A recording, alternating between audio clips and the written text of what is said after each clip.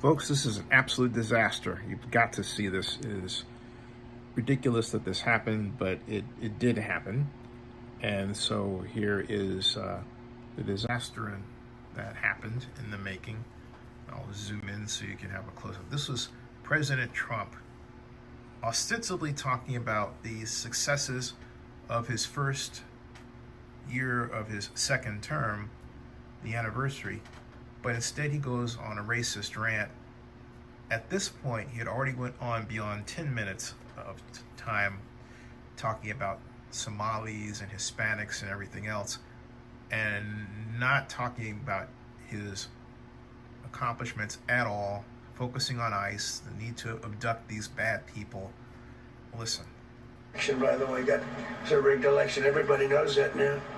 And by the way, numbers are coming out that show it even more plainly.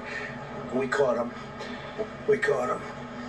So I just want you to know that it's a terrible thing. Here's the book on accomplishments. And this is something, I'm glad my finger wasn't in that sucker. That could have done some damage, but you know what? I wouldn't have shown the pain. I would have gone back. What, did you hear that? That was nasty. But I would not have shown the pain. I would have acted like nothing happened as my finger. You've been watching President Donald Trump in the White House brief. At this point, because the ridiculousness of it was so, ridiculous, CBS decided to pull the plug on something that they should never have done. Room. We came on the air expecting the president maybe to make some news on Greenland or ahead of his trip to Davos. Instead, we saw a tight focus on Minnesota and the work of ICE there as the president, in a rather leisurely way, went through a list of the alleged criminals that ICE has picked up there. And then on this, the one-year anniversary of his second inauguration, he has picked up a document titled 365 Wins in 365 days. We're monitoring what he is saying. If he does have more to say on the news in Greenland or ahead of this big overseas trip, we will go back to him. But for now, I want to bring in senior White House correspondent Weijia Jiang, who's in the room, or rather outside the White House, and has been monitoring this as well. Weijia, you just heard from the president. You're in our D.C. bureau there. What stood out to you? Well, Tony, as you mentioned, he is extremely relaxed. He is clearly taking time because he wants to go over all the things that he views as accomplishments with that huge binder there. And I've sat inside that briefing room when he comes to the podium.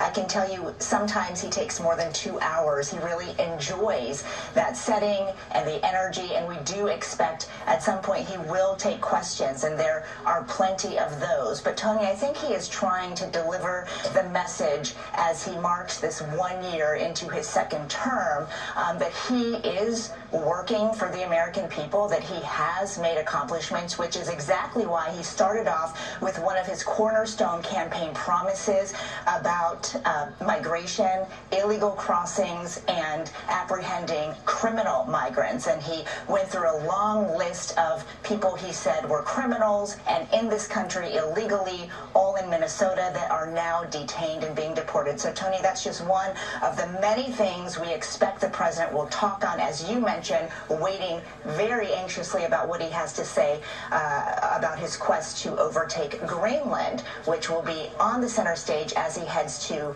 Davos, Switzerland this evening. Tony? Weijia, thank you very much. We do want to dip back into what the president is saying live right now from the White House briefing room. A change of topics. Let's listen in. I'm not getting... maybe I have the bad public relations people, but we're not getting it across. We inherited high numbers and we brought them way down. And look at gasoline. They have places in the country now $1.99 a gallon. $1.99, $2.30, $2.50. I guess the average now they're saying is $2.31. I mean, he was at $4.50 and $5 for periods of time. And he went back to the Trump formula, but he didn't do it properly, and he really went back to parts of it because you would have had $8 gasoline if they didn't. But he didn't do it properly. He had people that didn't know what they were doing. Core inflation for the last 3 months is 1.6%. 1.6. Their core inflation was so high that nobody could even calculate it. Under Biden, real incomes declined $3,000. Think of that, $3,000. That's a year. In 12 months, Trump real incomes went up by $2,000 and $3,000 and even in some cases $5,000. It's a tremendous difference. Stock market has set 52 all-time record highs during the course of the 11 months, because this was done on 11 months. Now we are actually officially 12 months as of today. 52 all-time record highs. That means 401ks did great. I have people see me all the time, policemen that guard us really well, and got to know them a little bit. And they said, "So you're making me look so good. My 401ks through the roof. My wife thinks I'm the greatest genius, that I'm a financial genius, like Warren Buffett." He told me that. He said, I think they have better returns than Warren Buffett right now. But he said, all my life my wife has been criticizing me for not being smart financially. Now all of a sudden she loves me more. But we added $9 trillion in value to retirement accounts, saving many people. I mean, they were going out of business. Think of it. We added $9 trillion of value to retirement accounts, savings accounts, and 401ks. That's during the course of 12 months. And I think it's probably 11 months, because I don't think they have it for the 12. They have it for the 11. Added $9 trillion of value. Lifted more than 1.2 million Americans off food stamps in 1 year. They would have had another 1.2 million. We would have had, welfare would have gone up. And instead of investing $18 trillion in our country, now it's probably more than that, but $18 trillion, and having thousands of plants being built all over the country, you would have had thousands of plants closing all over the country. Then you would have had disinvestment, and you would have had welfare going way up. You know, if you look at SNAP, take a look at SNAP, what happened with that? It was at $7 billion, and it came out to over $51 billion. Nobody has ever seen anything like it. The past administration had no clue, or they were really bad, but they basically had no clue. But they did have a concept. I mean, they're still trying to sell the idea of men playing in women's sports. You saw that in the Supreme Court. I mean, some of those justices were fighting for them, too. They were fighting for them. But you saw that just the other day in the Supreme Court. Men playing in women's sport doesn't work. Secured a record-breaking $18 trillion in commitments for new investments. Apple, NVIDIA, SoftBank, Oracle, TSMC, Johnson & Johnson, Eli Lilly and Company, Micron, AstraZeneca, General Motors, Hyundai, Ford, Honda, GE Aerospace, many, many others. I left a Ford plant a week ago in Michigan that they were going to close 2 years ago, and now they just announced that they're going 24 hours around the clock making cars. Tariffs did it. I don't know what the Supreme Court's going to do. I think to me it reads so plainly, couldn't be plainer.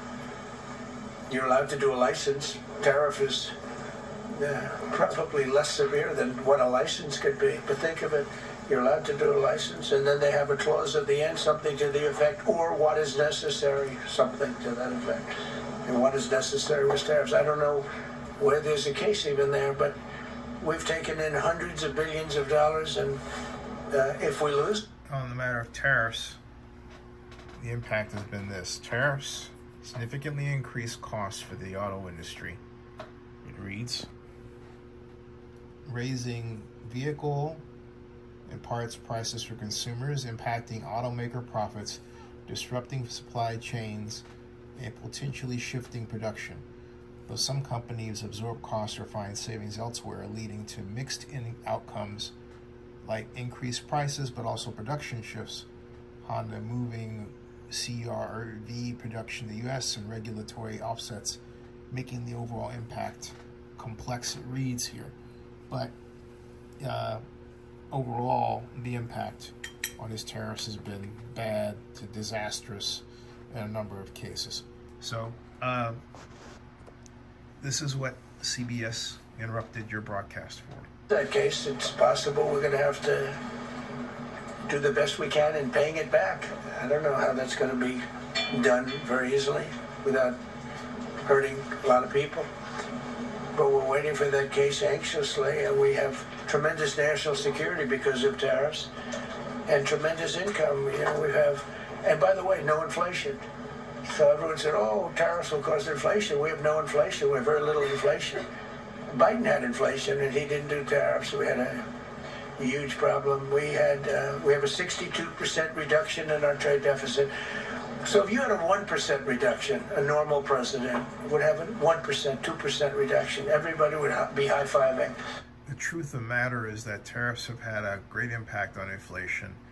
And even though there are lag effects, in other words, the tariff isn't applied, but the impact isn't immediate, but it does eventually emerge, his tariffs have had arguably a 1% to 2% impact on inflation. At a 62% reduction, next year we won't have a trade deficit. We secured most favored nations agreements to slash drug prices by as much. To me, I think this might be the biggest thing of all. We get zero talk about it. The New York Times had a story way in the back of the paper, a little story about it. I think it's the biggest thing there is. When you talk about healthcare, drug prices will go down more than ever before for any country, because we were priced at such a level that we were subsidizing the entire world, big place in the world. We were paying 10, 12, 13 times more than other countries. 13 times, well, not 13%, 13 times more. A pill that was selling in London for $10 would sell in New York for $130. It's 13 times. More than that even.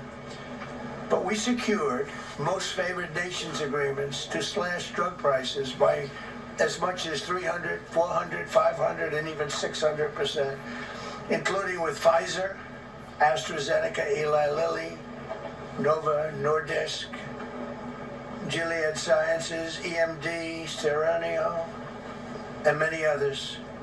If you look at some of the prices that are coming down, where a price would come down $1,300 coming down to $87. Think of it. So something that was costing $1,300 is now costing $87. And the fake news doesn't want to write about it. That's why I do this. I don't like to do this, to be honest with you. But I do it because you've got to get the word out. We signed one big, beautiful bill. I call it the Great Big Beautiful Bill, delivering the largest tax. He's going on about this in a very leisurely way, and it's still on television because CBS News has been bought out by Trump interests, not so much conservative interests, because a truly conservative approach would not be to allow this sort of thing. But at any rate, it's a Trump interest. And it's him explaining, although he doesn't know it, how he's managed to destabilize our system. And this is a mess that just gets messier. There's only way to put it. It's the only way to put it. It's a mess that gets messier. More later. Subscribe to Zinni62 on YouTube. Bookmark ZinniReport.com. That ends this broadcast. Thank you.